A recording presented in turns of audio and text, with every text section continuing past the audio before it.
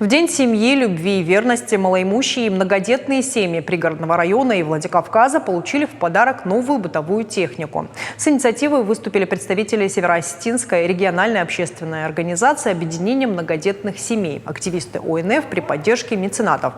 В рамках акции общественники закупили холодильники, стиральные машины и газовые плиты для семей, которые испытывают финансовые трудности. Чтобы узнать, что нужно каждой семье, провели мониторинг.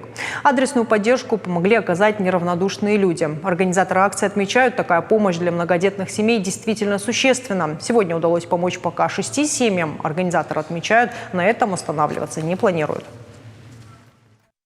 Благодаря Юлии Серых мы ежегодно и поэтапно оказываем поддержку малоимущих семей и хотим выразить огромную благодарность.